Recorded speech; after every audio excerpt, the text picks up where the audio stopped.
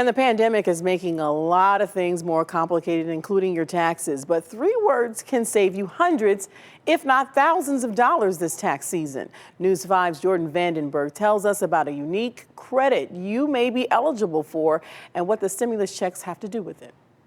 Between W-2s, 1099s, and Form 1444s, filing your taxes can feel a lot like learning a new language. But this tax season, there's a phrase that you need to know. It's recovery rebate credit. 2020 was a weird year. And what's your reward for surviving? Tax season.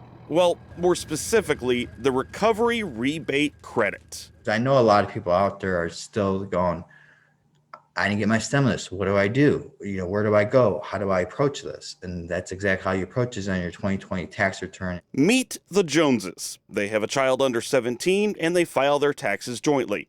In the spring, they received their stimulus checks, $1,200 for each parent and $500 for their child.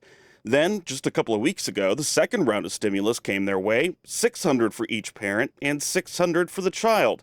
That's a grand total of $4,700. Michael Issa from ITS Tax Pro says $4,700 is the baseline of the recovery rebate credit. The stimulus payment is actually an advance payment on the recovery rebate credit. So which that means is that if you not receive your full amount the first time around or the second time around, you get a third shot at it on your 2020 tax return. This spring, Uncle Sam was in a hurry to send out those stimulus checks. So what the IRS did was base those amounts off of your 2018 tax returns. Say the Joneses made too much money in 2018. They didn't get the full amount of their stimulus checks. Instead, they got, say, $2,700 of the $4,700 they could have received. But in 2020, say one of the Joneses was furloughed or their income dropped.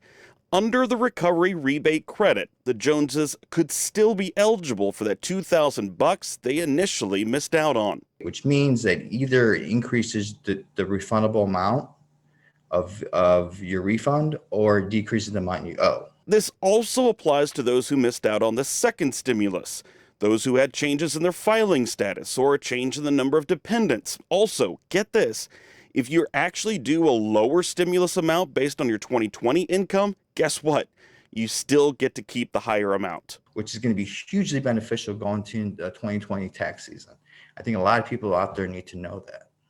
Issa says there's something else that you need to keep an eye out for, and it's becoming in your mailbox. It's a letter from the IRS containing Notice 1444. You need that form to file your taxes or to bring to your tax preparer to help them file your taxes. Reporting in Cleveland, Jordan Vandenberg, News 5.